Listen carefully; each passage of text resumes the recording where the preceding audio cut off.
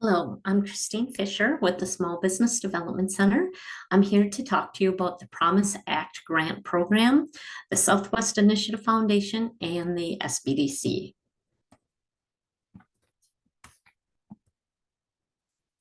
The Southwest Initiative Foundation's mission is connecting people, investing in ideas, and building communities. The SBDC mission statement is helping businesses start, grow, and succeed. We, along with the Southwest Initiative Foundation, cover the 18 counties and 2 sovereign nations that you see listed on the slide. The SBDC provides no-cost confidential consulting. We will assist with a variety of business development technical assistance programs, as you can see listed here. If you would like to sign up for services with the SBDC, you can sign up at sbdcassistance.com. Today, I'm going to talk about the Promise Act grant. This is a competitive program that provides grants of up to $50,000 from the state of Minnesota Department of Employment and Economic Development, DEED, to businesses in communities that have been adversely affected by the lack of access to capital, loss of population, structural racial discrimination, civil unrest, or lack of regional economic diversification.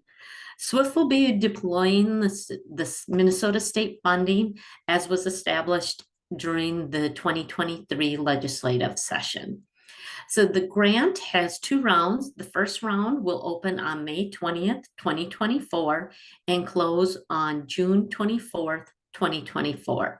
The second round of grants will come out in early 2025, and be watching for SWIFT's website for that information.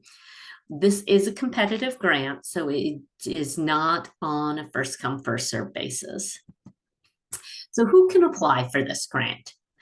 The grant is for businesses with annual revenues between $10,000 and $750,000 as documented on their 2021 tax returns. Or if the business was established after 2021, it would be based on having a revenue of less than $750,000 based on the 2022 tax returns. This is not for business startups. So the business must be in good standing with the Department of Revenue and have no current tax liens. If they are registered with the Secretary of State and have a authorized payment plan, they would be able to apply. The Minnesota Secretary of State has to have a current and up-to-date listing. If someone is doing a sole proprietor and operating under their own name, they do not need to be registered with the Minnesota Secretary of State. But if it is a corporation, an LLC, a DBA, those do need to be registered and current with the Minnesota Secretary of State. The primary business operation must be located in the state of Minnesota, meaning that at least 50% of the employees must be based in Minnesota, as well as the primary business operation needs to be located in one of the 18 counties or 2 sovereign nations that is covered by the Southwest Initiative Foundation and the SBDC. For nonprofit businesses that earn 30% of their revenues from an ongoing basis through non-tax deductible sales or dues from in a fee-for-service model, so basically very similar to a for-profit business, is also able to apply. So the grant awards will be based on your 2022 gross revenues from your tax returns.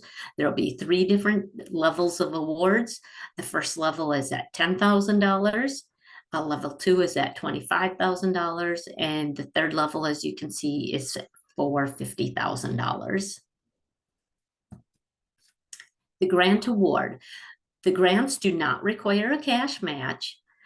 The applicant can utilize the funds for payroll expenses, rent, mortgage, utilities, equipment, basically anything that a business would see in a regular course of business.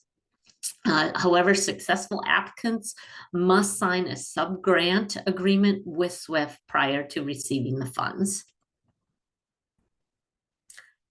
Again, this is a competitive grant, so the application scoring is listed here. The first piece will be financial assistance. So organizations that did not receive assistance through much of the COVID programs from the state or received assistance of less than $10,000 from like the small business loan grantee, the small business relief grants, the Main Street COVID-19 relief grants, the business relief payments. All of this will be verified on financial assistance records from the state. So you want to make sure that you have less than $10,000 cumulative from any of those programs. A financial hardship will be the next piece that'll be evaluated, and organizations can demonstrate the financial hardship, which is defined as having a decline of 10% in gross revenue between 2021 and 2022, or a decrease in net income between 21 and 2022.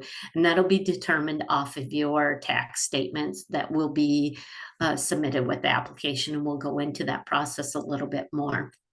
The final piece will be the grant's use and needs.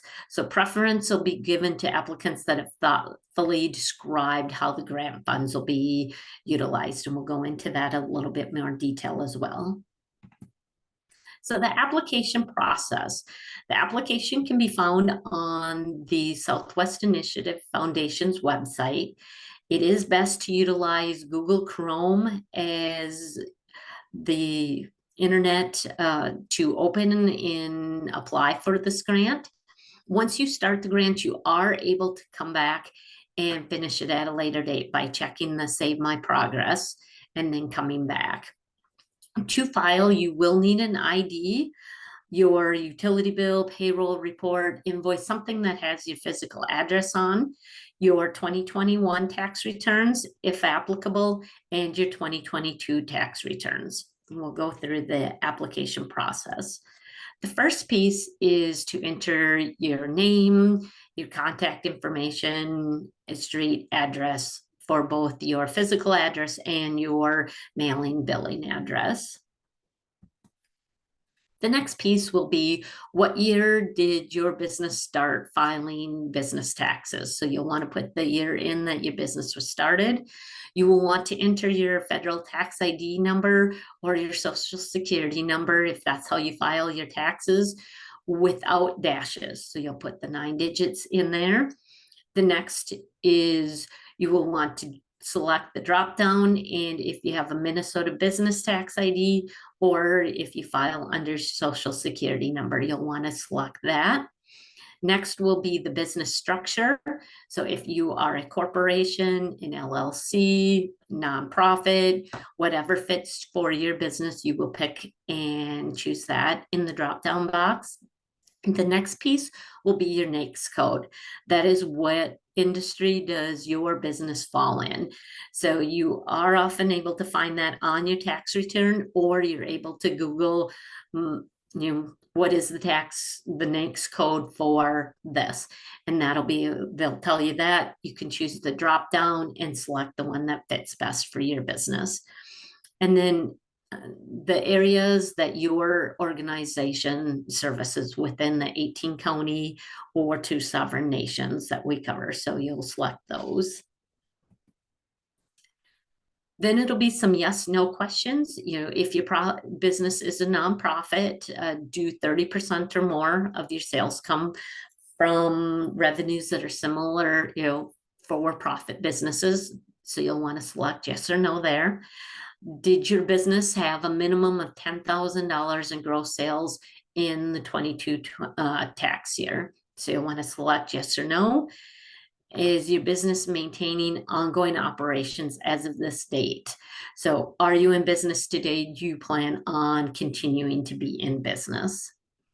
Was your business operating in 2021? Yes or no? And did your business have gross annual revenues of 750,000 or less based on your 2022 taxes? Yes or no? Then the next piece will be, what are your annual revenues based on your 2022 tax return? You'll enter that in there.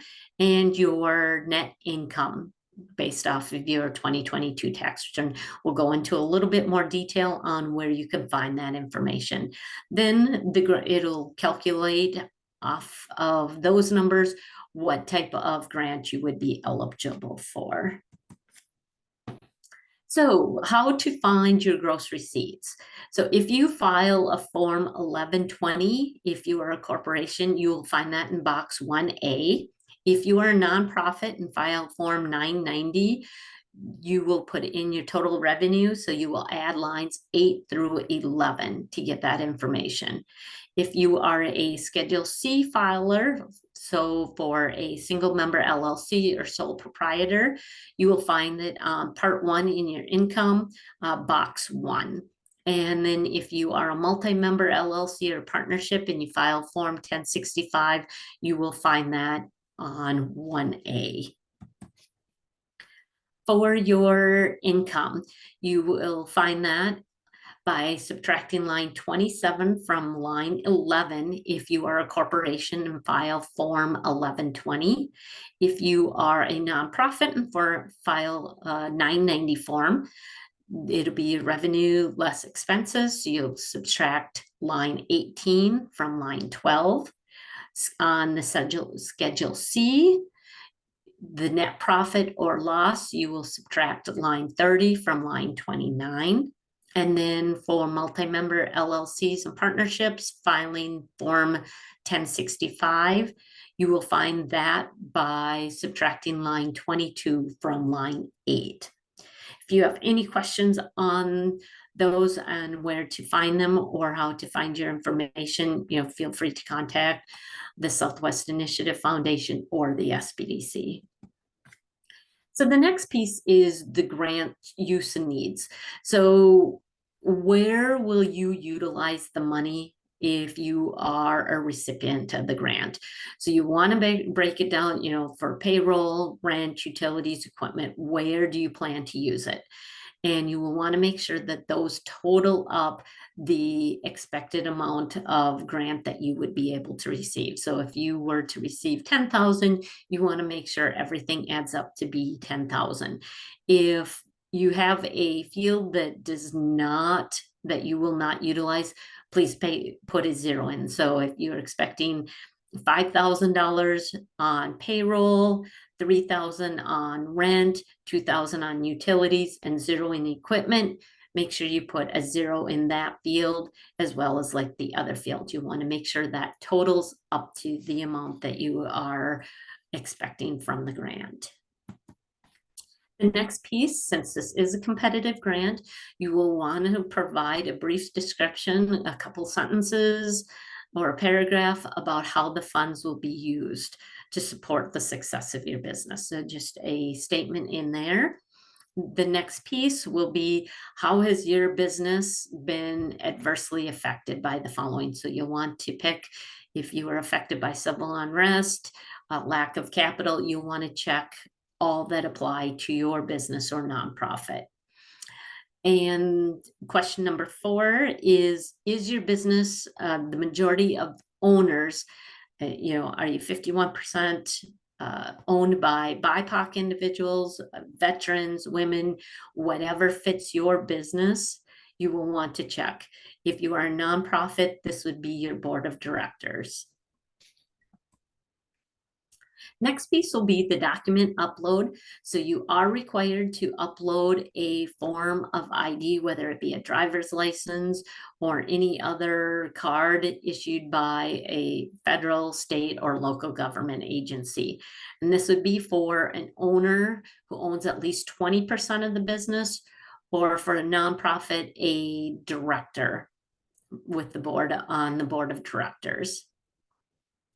You will want to upload proof of a business address. So that can be a utility bill, payroll, invoice, anything that has your physical address on it. You will want to upload there. You will want to upload your 2021 business tax returns as well as your 22 business tax returns. If you're able to scan those as one PDF document for the tax returns, and then click and choose, add those. If you're not able to do it as one document, you can click add another response and add each page in. So you will have to click add another response for each page. So, and all of these should be uploaded as PDF documents. If you have any questions, any concerns with this piece, please reach out to the Southwest Initiative Foundation or the SBDC. We can help you with this process. If you do not have a way to scan these documents or you need assistance, please reach out and we will find a way to help you and get that information scanned, and so you're able to upload those documents. The next piece is some optional questions, some demographics. How'd you hear about the program? Just kind of if you received any assistance filling out the program. The next piece, you will click the submit button. You will then receive information to review your application. To ensure that the accuracy, scroll to the bottom and sign as instructed. After you select submit signed response, you will receive an email to validate your signature. So you will sign it, submit it, and then receive an email. And then to verify your signature, you open up the email titled Verify Signed Response for Form Promise Act Grant Application. And then click the link in the email. And this step is required to capture your signature electronically. So you will want to make sure you do that. After you do that, you will get a final email that will be sent that says that your application and signature has been received. If you do not receive that final email, please be sure to contact the Southwest Initiative Foundation.